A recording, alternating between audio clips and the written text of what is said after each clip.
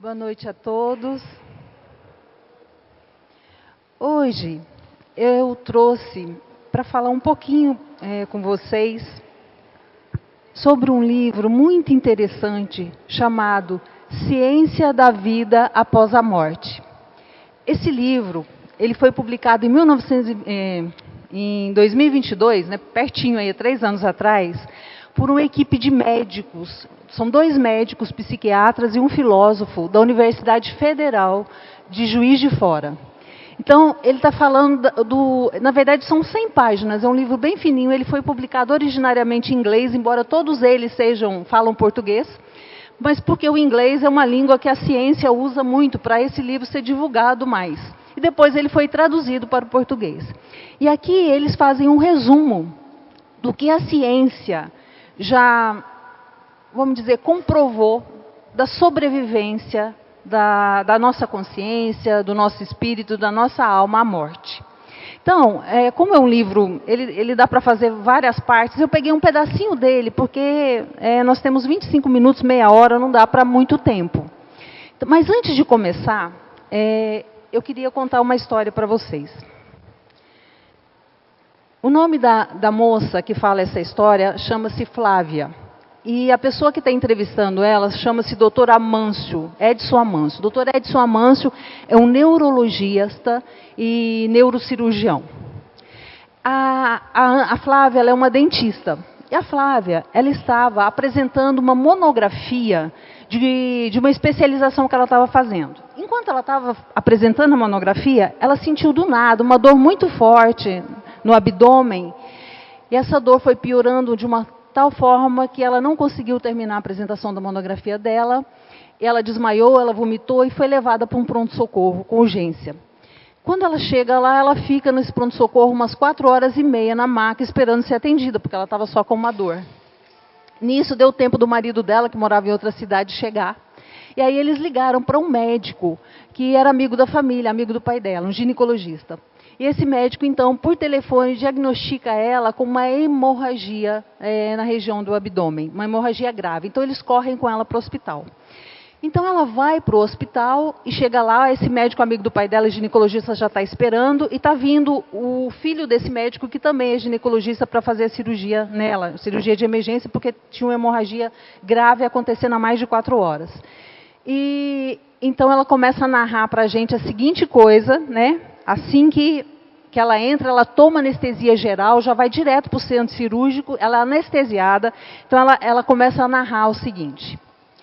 Em determinado momento, eu me encontrei em outro ambiente. Ela estava na sala de cirurgia do hospital. Em determinado momento, eu me encontrei em outro ambiente.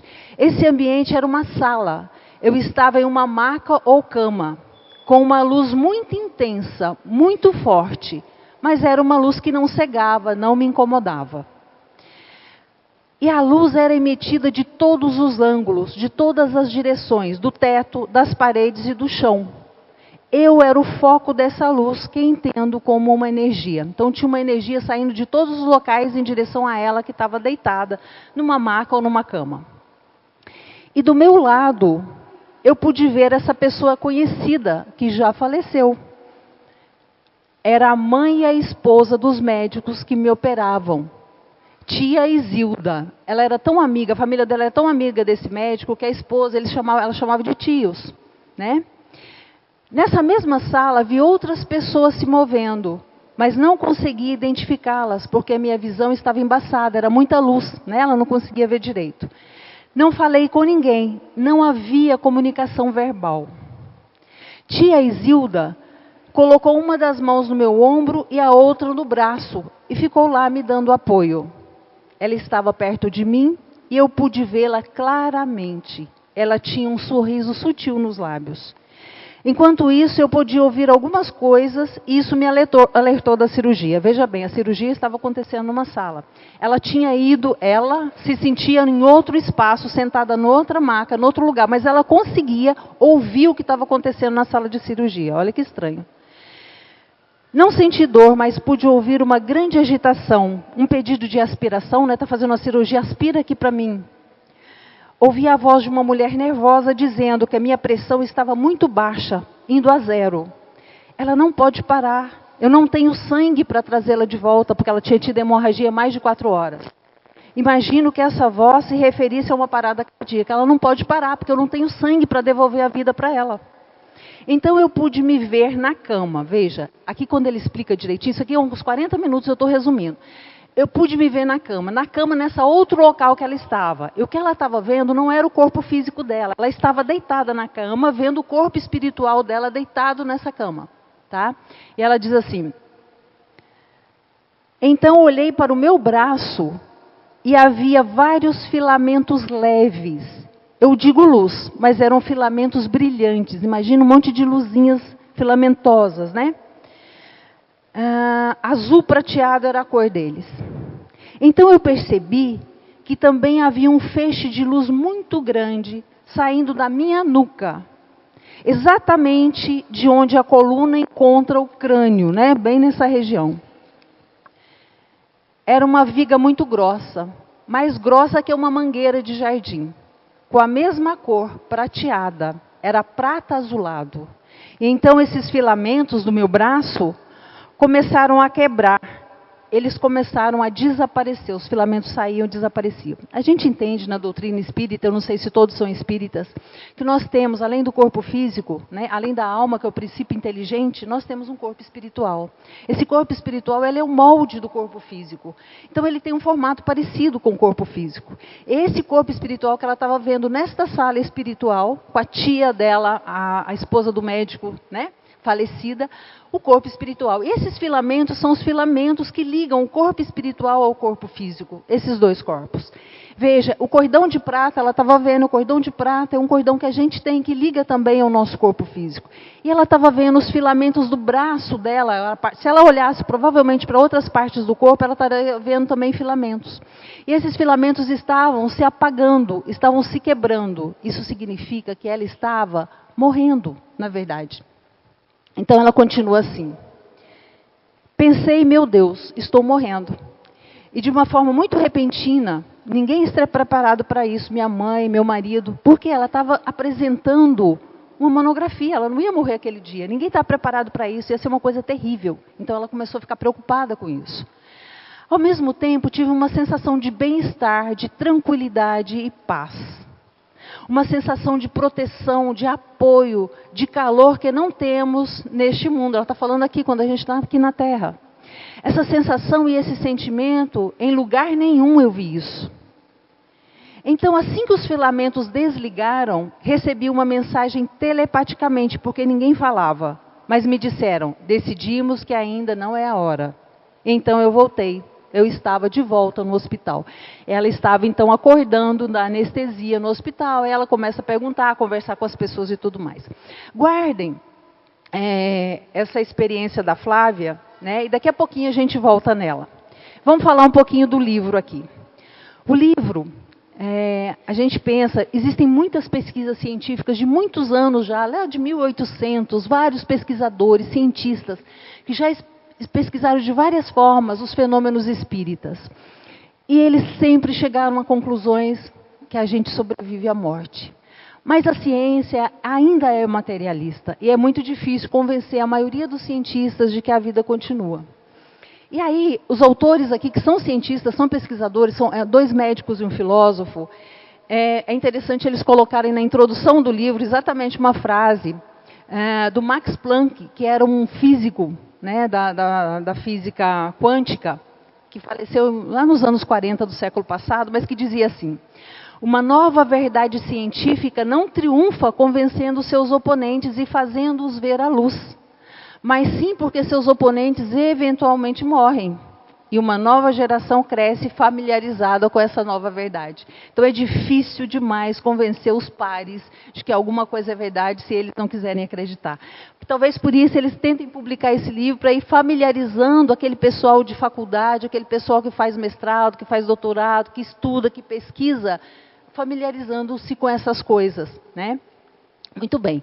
Eles perguntam no capítulo 4 do livro, o que constitui para a ciência uma evidência de que a gente sobrevive à morte? E aí ele cita 3 coisas. Primeiro, a memória. Se existem lembranças, por exemplo, uma criança de 2 a 4 anos, como acontece em casos sugestivos de reencarnação, Uma criança de 4 anos falando para os pais assim, olha, eu não me chamo esse nome que eu tenho aqui, o meu nome é aquele. Eu vivi naquela cidade com o nome tal, lá eu trabalhei assim, eu tinha tal nome, meu pai era assim.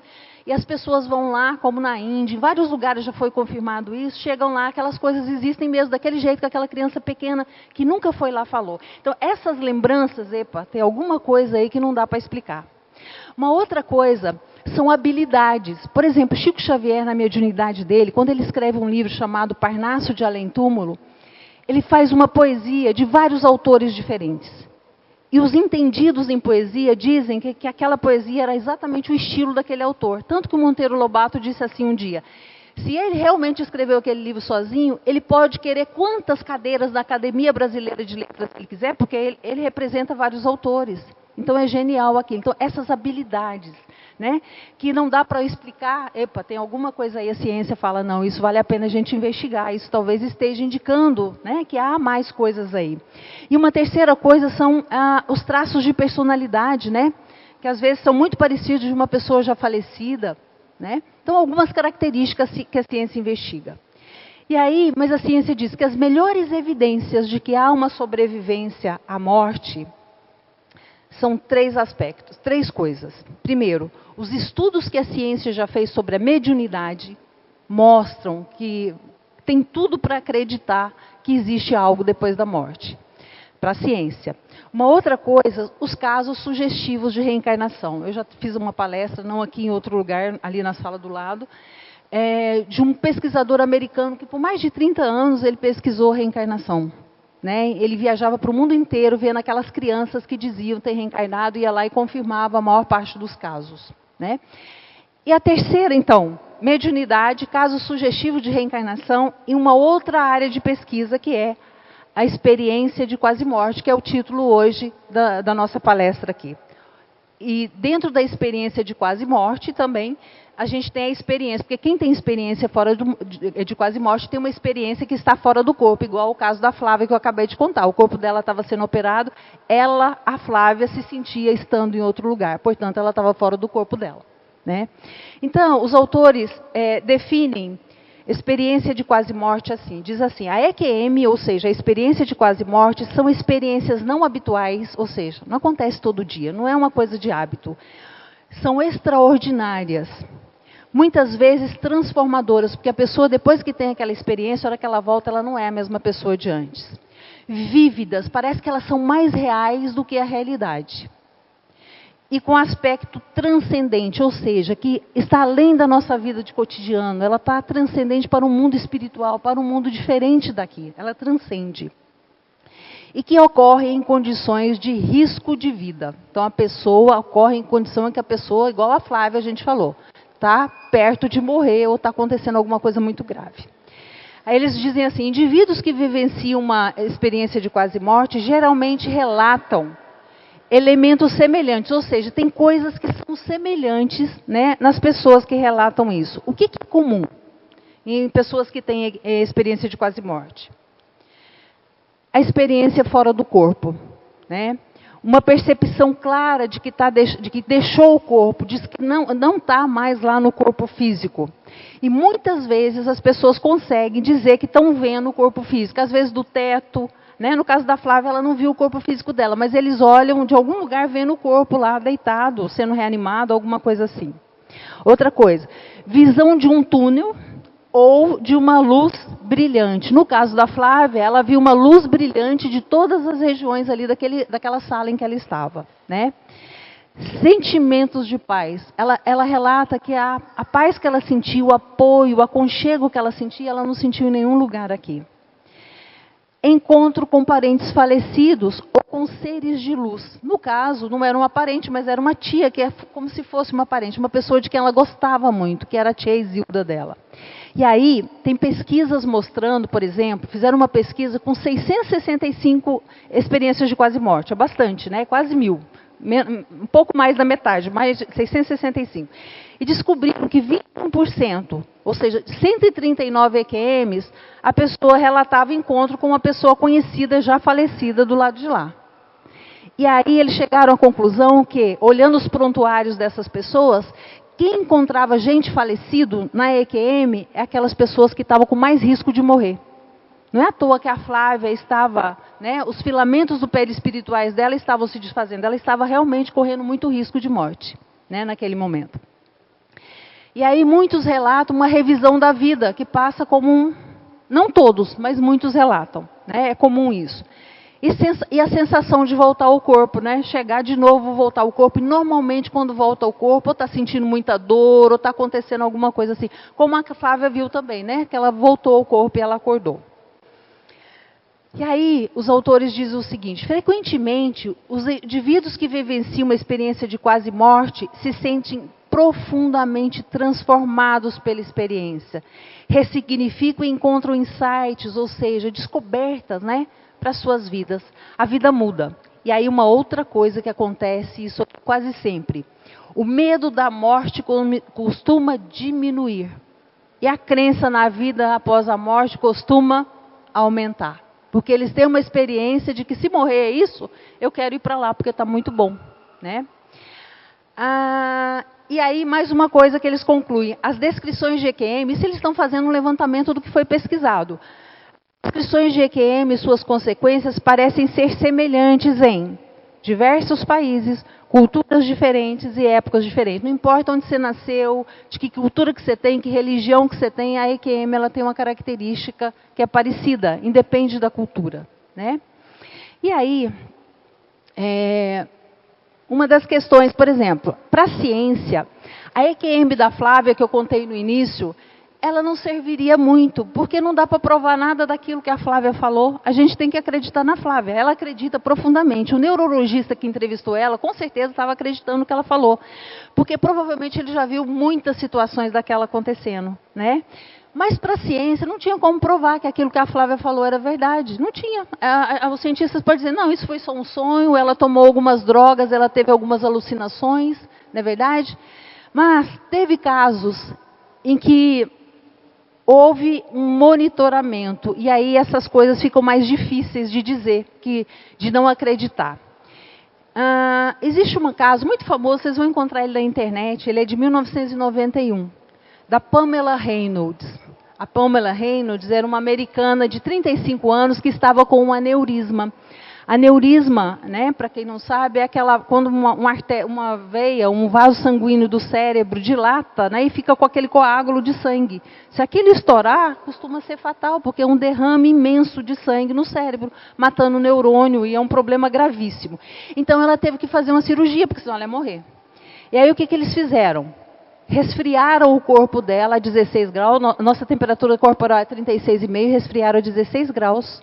O coração dela foi parado nessa condição, o sangue do cérebro foi todo drenado, não deixaram sangue nenhum, porque eles precisavam tirar a veia de lá, aquela veia que estava dilatada e emendada, não podia ter sangue, então drenaram o sangue do cérebro dela. E o corpo dela e o cérebro foram extensivamente monitorados, então com todos aqueles aparelhos, né, monitorando o que estava acontecendo. Os ouvidos foram tampados com um fone, que emitia um barulho constante, um barulhinho constante, e os olhos foram fechados com fitas. Então ela estava ela estava com 16 graus de temperatura, enfim.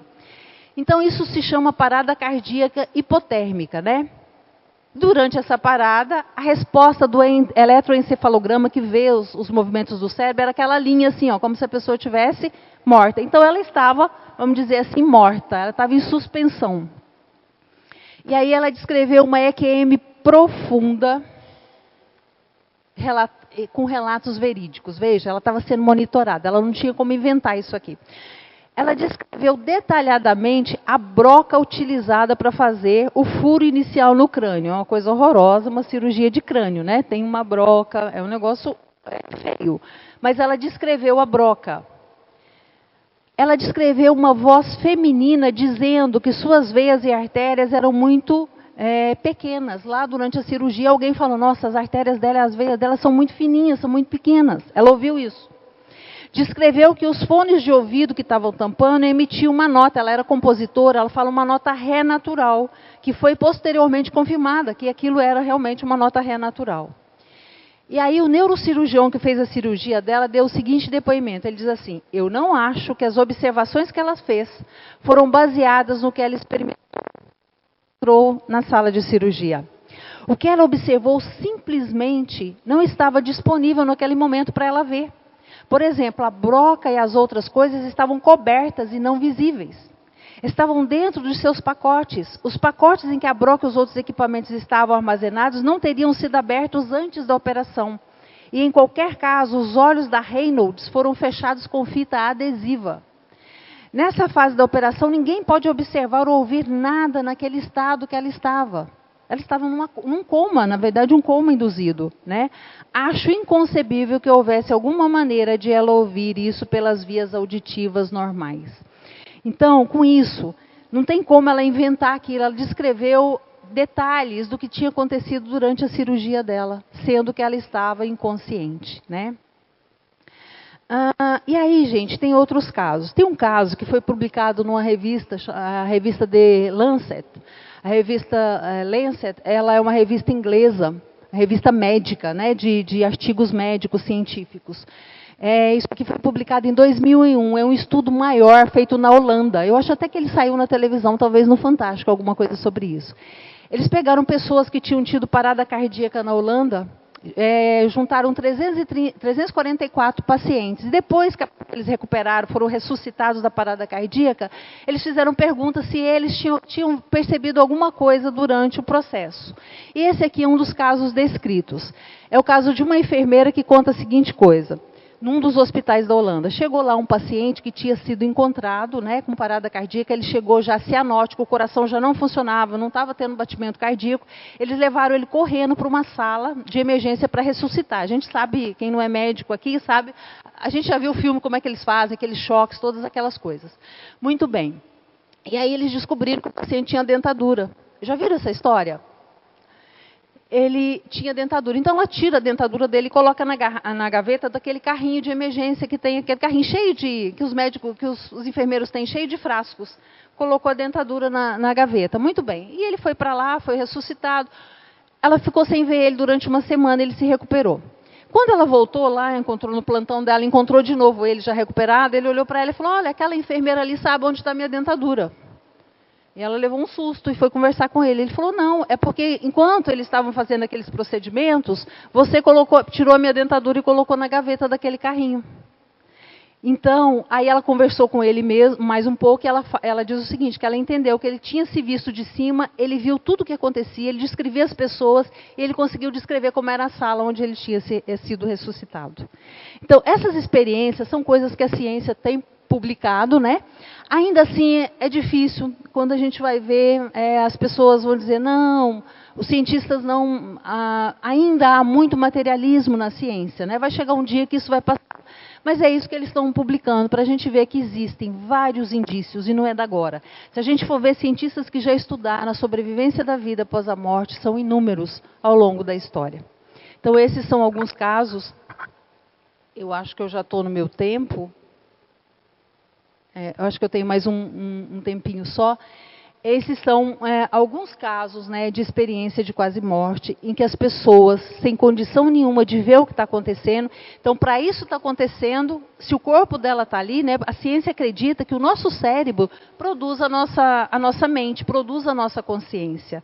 Mas nós espíritas entendemos que o cérebro é mais ou menos como um aparelho de televisão, ele repete uma mensagem, mas a origem da mensagem está lá na rede de TV que está transmitindo isso. Mas os cientistas, muitos ainda acreditam que o cérebro é o que produz a consciência. E esses experimentos, essas situações que acontecem, não são experimentos, eles mostram que há alguma coisa diferente, que não é bem assim. Porque se há uma consciência, mesmo o cérebro estando não funcionando de jeito nenhum, é porque então essa coisa, provavelmente, se a gente morrer, essa coisa vai continuar, porque ela não depende do cérebro, né? E existem inúmeros outros casos falando sobre isso. Tem um caso de um experimento em laboratório que foi feito com uma moça que tinha experiência fora do corpo naturalmente quando ela dormia, e o experimentador, o médico, colocou um número no alto assim de uma estante. E numa das sessões em que ela dormiu, ela conseguiu dizer para ele um número de 5 dígitos. Qual era o número que estava lá em cima, né, sem que ela não tenha entrado na sala? Como é que ela soube disso? Então, há algo nós, com certeza, né, nós espíritas sabemos que o nosso espírito, ele é imortal. E nosso corpo é muito importante para o que a gente vai fazer aqui, né, mas ele não é a nossa parte principal. O nosso espírito, né, é imortal e continua para sempre. Acho que é isso, acho que está no meu horário. Tá bom? Boa noite a todos, um bom tratamento para vocês, um bom trabalho, que Jesus os abençoe.